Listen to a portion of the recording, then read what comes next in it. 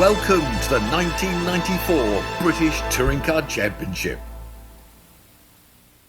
Right then, hello and welcome back to GTR2 and the double-header weekend for rounds 8 and 9 coming from Donington Park in Derby.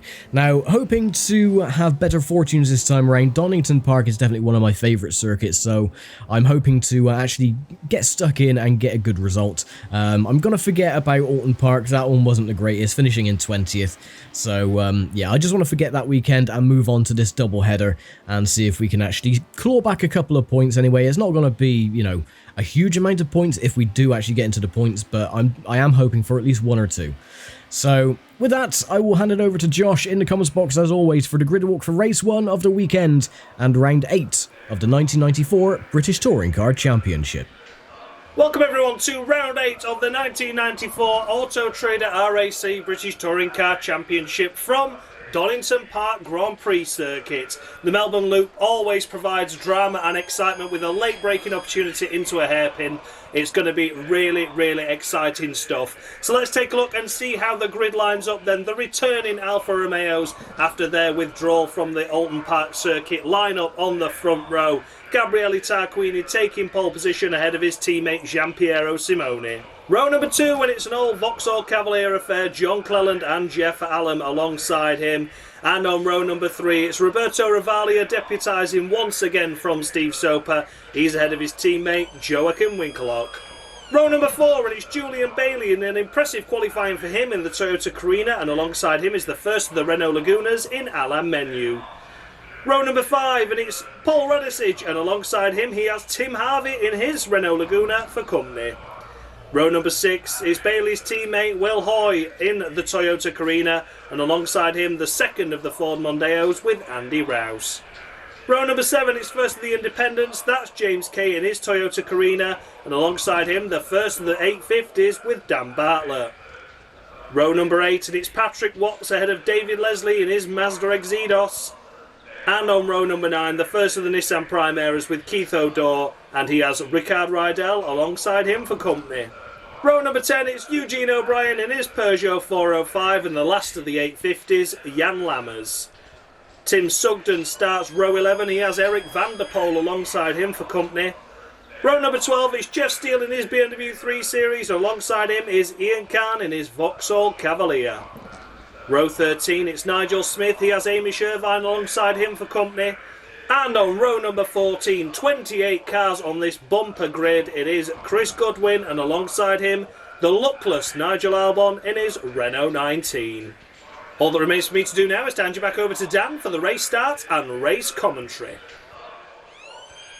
Excellent. Thank you very much, Josh, for the grid walk for race 1 of the weekend, round 8 of the championship, and quite a stunning lap from me. I didn't expect to get into the 146s, let alone a top 15 starting spot. I was 10th about halfway through qualifying, but then I couldn't improve on my time.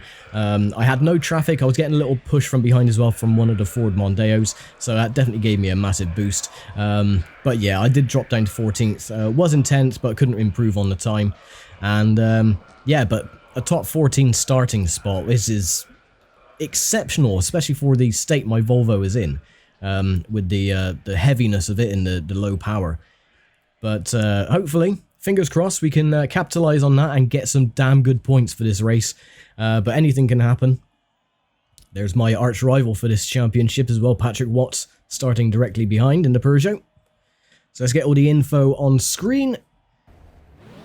Let's get ready then for the first race of this weekend. As the lights come on, revs rise, and away we go. Little bog down at the start, I need to engage the clutch just to get the revs a little bit higher. There goes Patrick Watts. And David Leslie on the inside in the Mazda Zados, and that looks like Eric... Oh no, it's Keith O'Dore. Trying to get into my door. But there you go. Oh, slamming on the brakes. I'm going to take a very peculiar line. There's David Leslie, grass tracking as well. Cold tyres, remember, so got to be careful going through the old hairpin.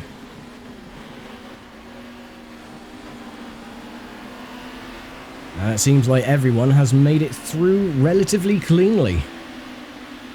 There goes Watts, my teammate, making up spots as well.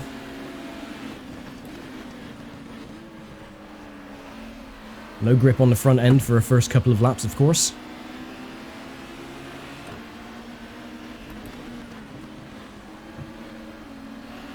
What's going on the inside of the Zados of Leslie? As we all barrel our way towards the Foggy S's for the first time.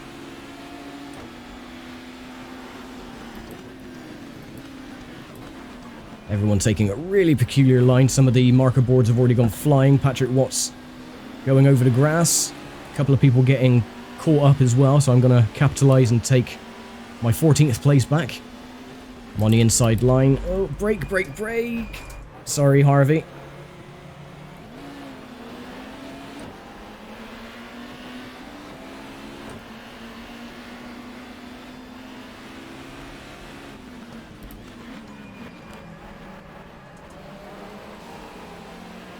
And look at that, up into 10th place. You can hear how the AI are struggling to try and get a bit of throttle in because of my car. So they're like just playing with the throttle.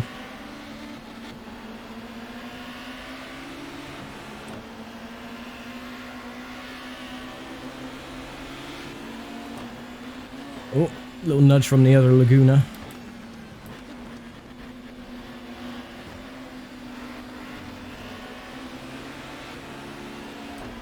Now, I probably won't finish in the top 10 or even in the top 15 because I will be swamped by the other drivers, especially on the straights where I'm lacking pace, so my job is to hold on for dear life for a top 15 position if I possibly can. Which might not be too hard if especially the cars in front keep sliding wide like you're going through coppice.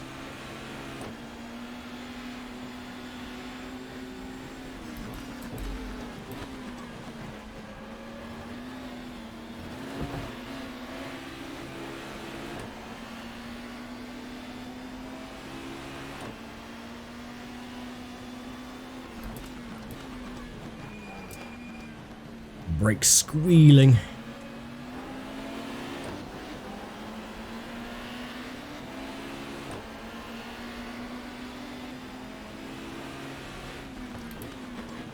We take this position back.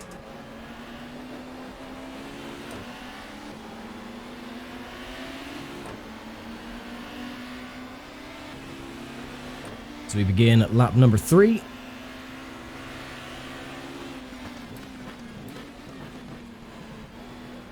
Another little nudge from the Renault.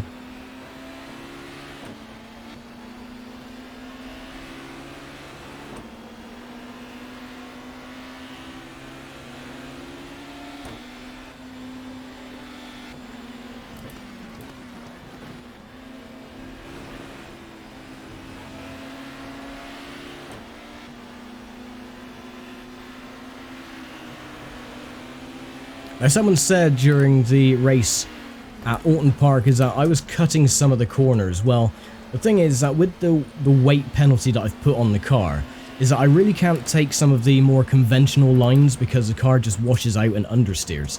So I need to cut the corners a lot deeper than I would usually like to. So that is why. Because if I do try and take a conventional line, the car will wash out too much and then I will just get on the grass and won't be able to correct it. But oh, now that was a little bit of a corner cut. It was fine. I didn't make up any spots or any time. Cleland has the fastest lap time at the moment.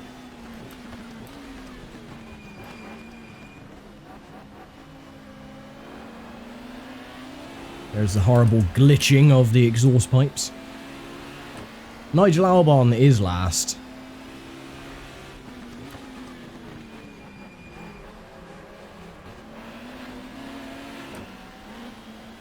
Back around Harvey.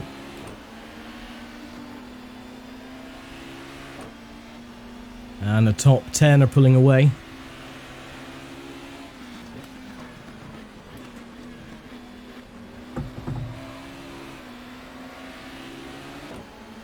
Of course, the car is sliding around a bit more as well because I have a full tank of fuel. I didn't in qualifying, it was pretty much quarter tank. Ooh. Harvey, you're getting a little bit boisterous in my liking. Pack it in.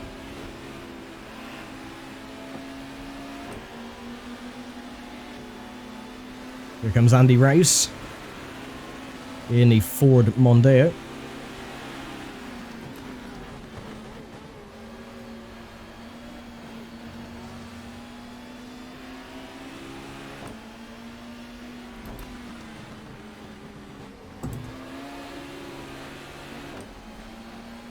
And you see I have to brake a lot earlier for the corners as well, because the car just won't slow down otherwise if I go onto the usual braking points.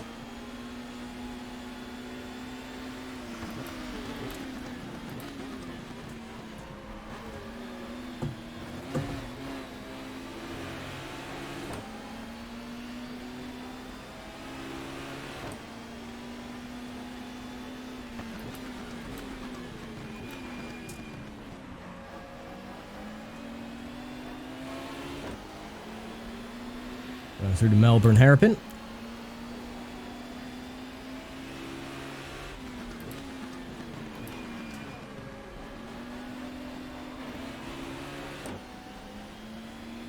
And there we go. Made up a little bit of time on Alan Menu. It was 6.6 seconds ahead, now down to 5.9.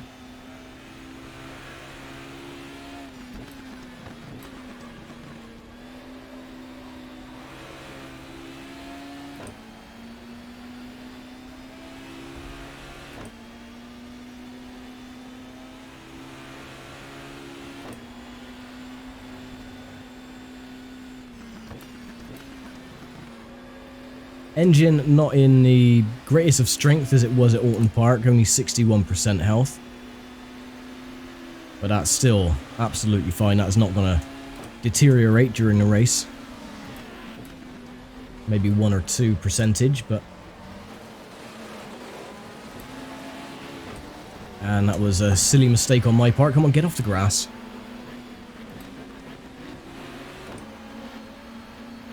Sorry, Harvey, I want this place back. So you're going to have to try again.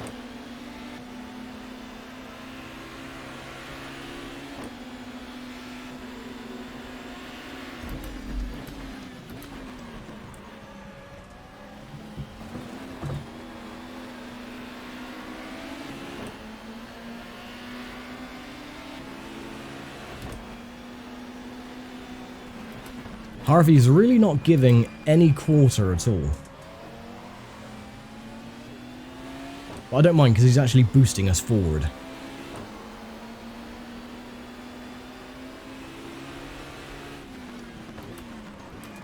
Oh, I brake myself again.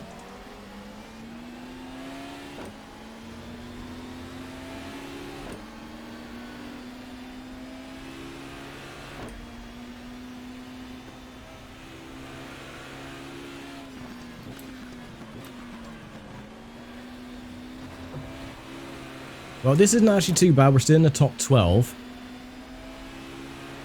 Which is a lot better than I thought I was going to be. I thought I'd be at least mid-pack.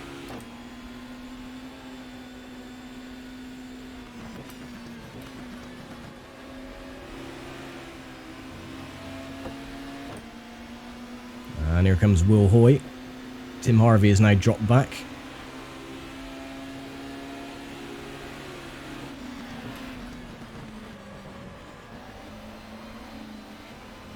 May have cooked my tyres a little bit.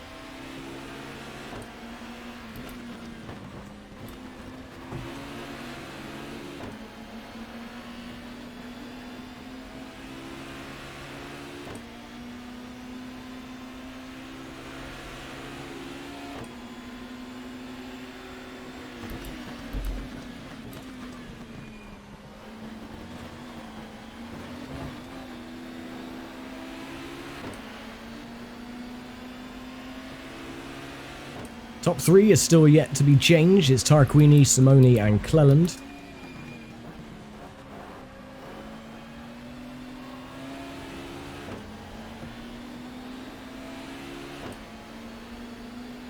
My teammates aren't doing very well, sadly.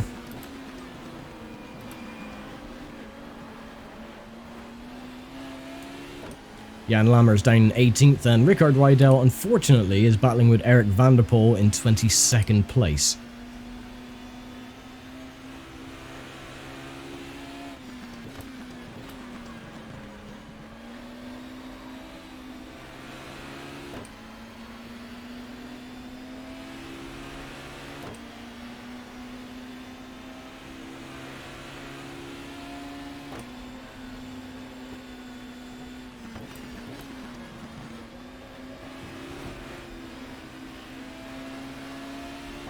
There's a Bluebird on Starkey's Bridge.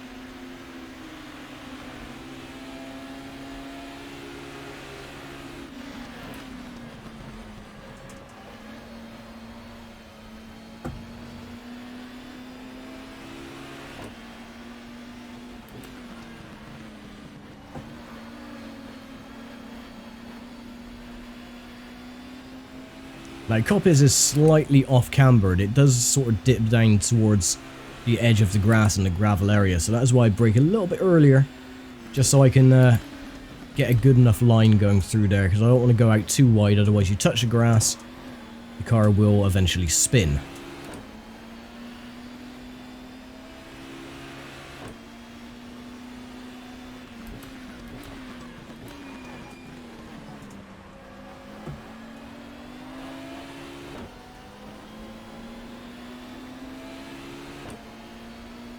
Be keeping ties with the Ford.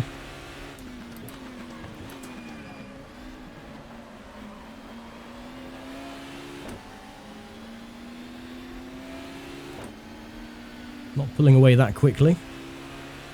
At least we can see the rest of the top 10 just streaming through Redgate.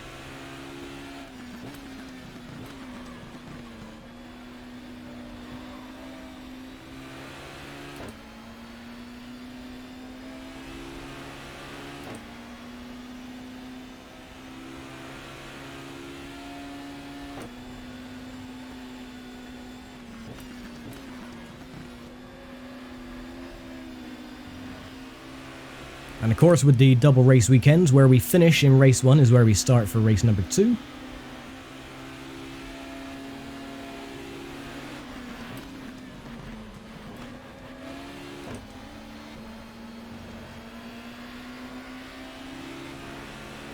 Tim Harvey's reeling us back in now, though. Oh, unusual line. That's what happens when you look in the mirrors and not where you're going.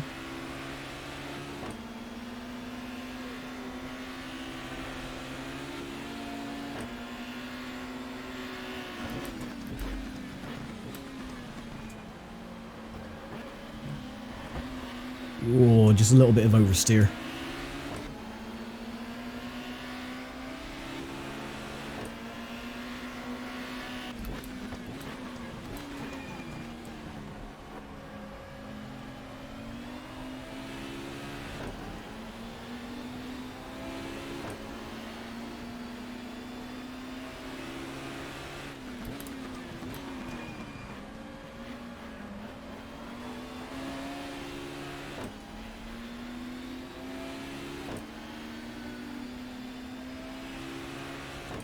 So you can see on the little mini-map how far ahead the leaders are. They haven't pulled a huge gap, though, on 3rd or 4th back.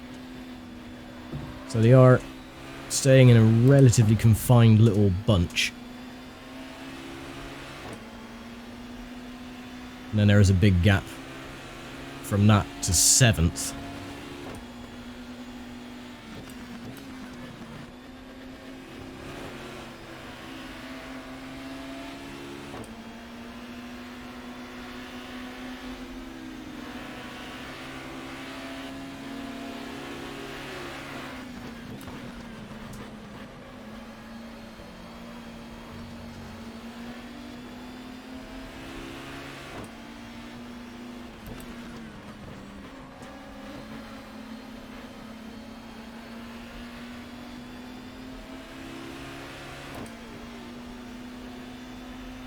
Sadly, Andy Rice is now 7 seconds up the road. There he goes, going through the S's.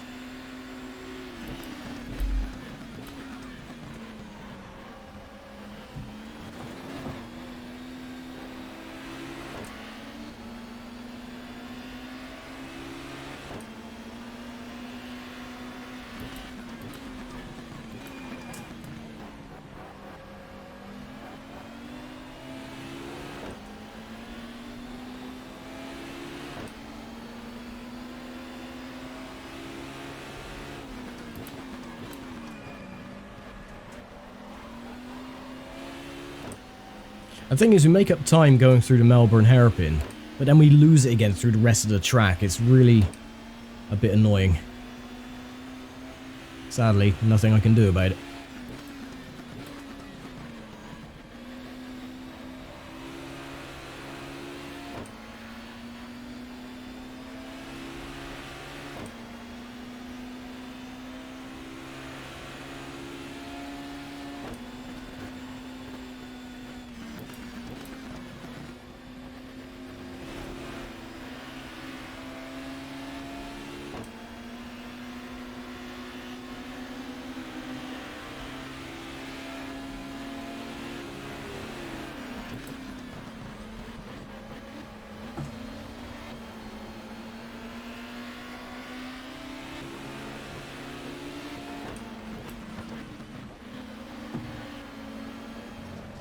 Oh, that's what I wanted to avoid. That's what I mean about going wide. Especially there, that is an incredibly dangerous spot for going through Coppice.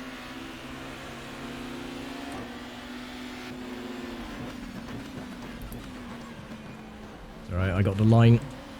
Harvey will have to try again.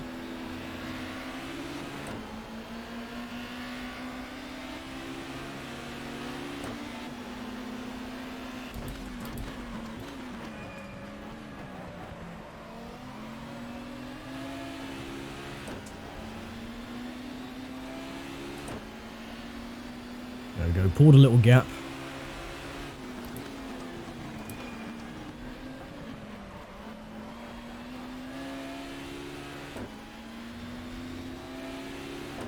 I can still see them lot up ahead, so they're not that far in front. We might be able to claw it back, especially with Andy Rouse.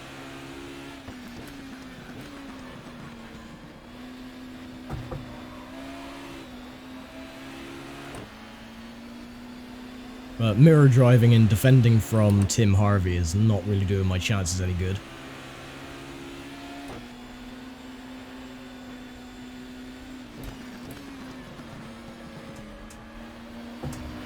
Neither is going wide.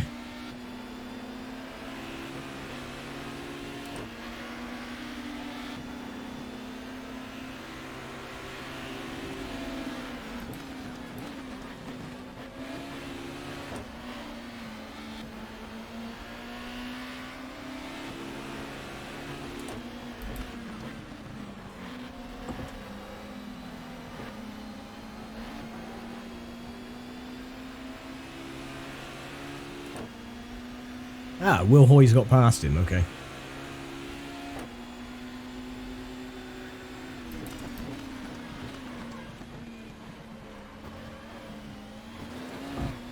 Yes, you can cut that bit of grass.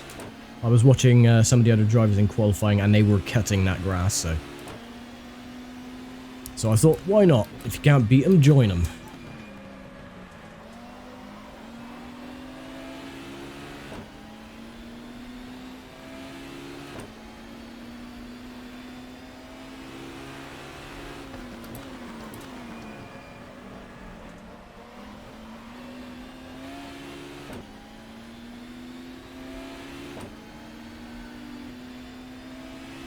Oh, look at that. Nigel Albon has got past Chris Goodwin.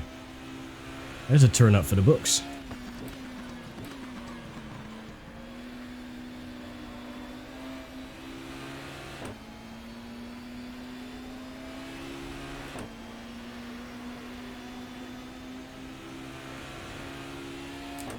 Right, now we got a bit of breathing space. I can probably put some good laps in without defending too much.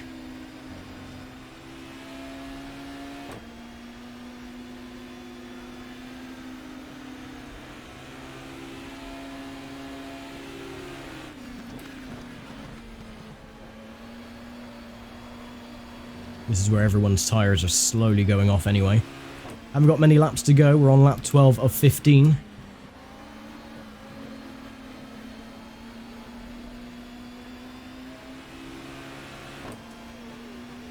The next lap will be 3 to go.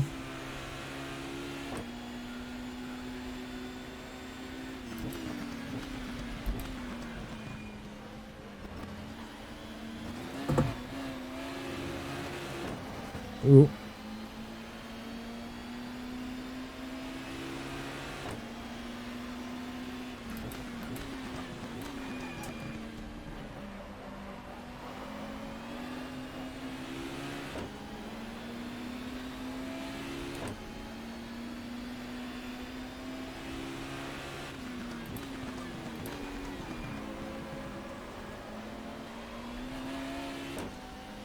We're gaining on Andy Rice, who's dropped down to, well, he's 6.5 seconds ahead now.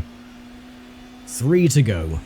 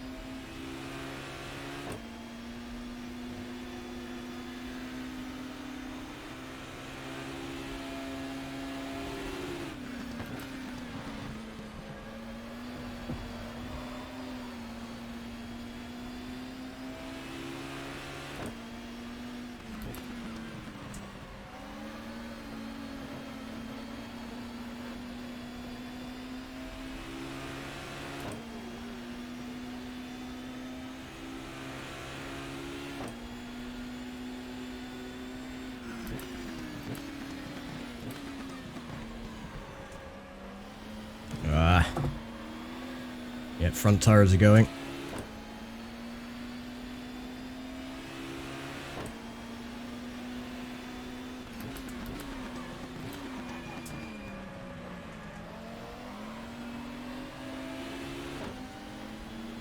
I put it down to the track temperature as well because it is the track is very, very hot.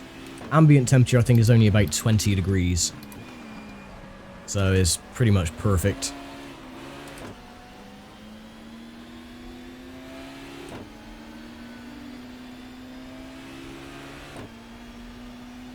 Two laps to go.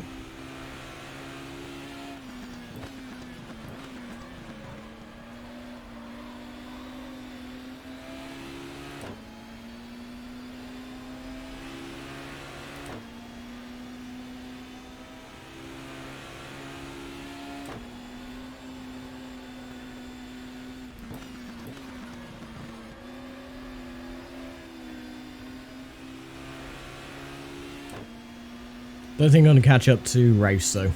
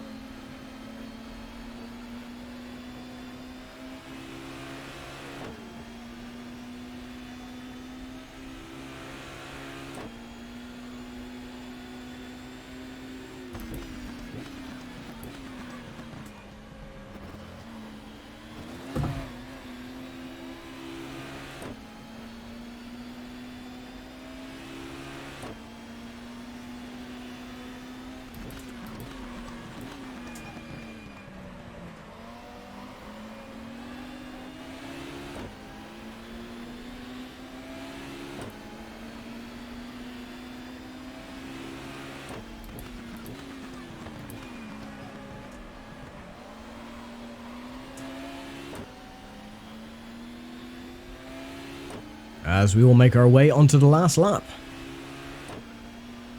This race has gone by very quickly. And without incident as well. No retirements. Everyone is still circulating around the track. Nigel Albon isn't last.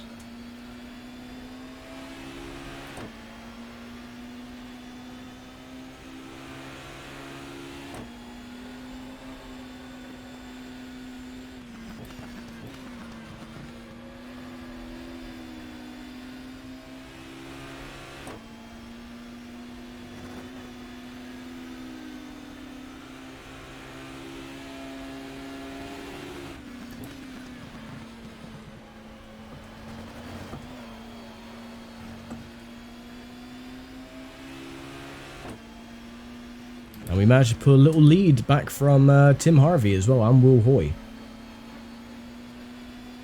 And we're going to get some points, which is pretty bang on, really. Not a lot of points, granted, because we're only going to be in 12th place, but points are points.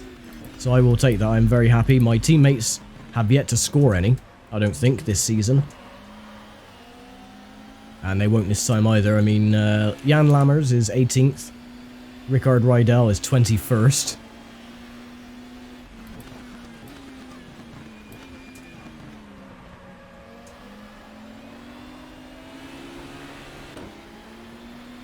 One more corner to go.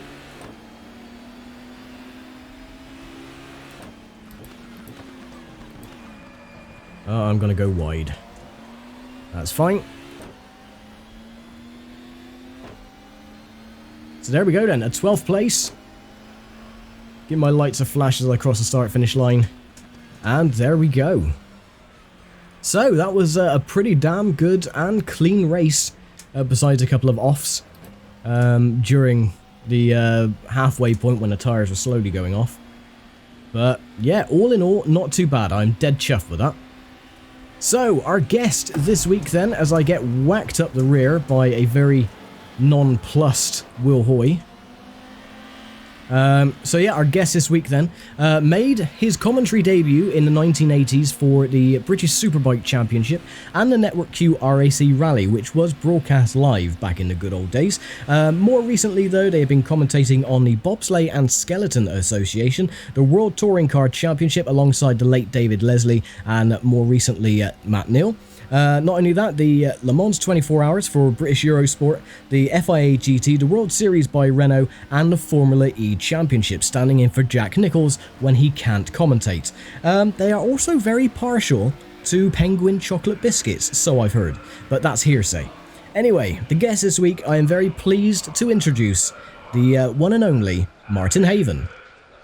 Here is the result then from race 1 here in Donington Park. Victory for BMW in the hands of Roberto Ravaglia, with Alphas in second and third. Gabriele Tarquini ahead of teammate Giampiero Simoni. Jochen Winkelhock's second BMW, just missing out on the podium, but ahead of Cavalier duo John Cleland and Jeff Allen. Among the privateers, victory went to James Kay in race 1 on the Grand Prix circuit, ahead of Jeff Steele, with Hamish Irvine, also in a BMW, completing the podium. Ian Khan, the top Vauxhall driver, he was in 4th place, ahead of similarly mounted Nigel Smith, and Nigel Albon, the Renault 19, in 6th spot.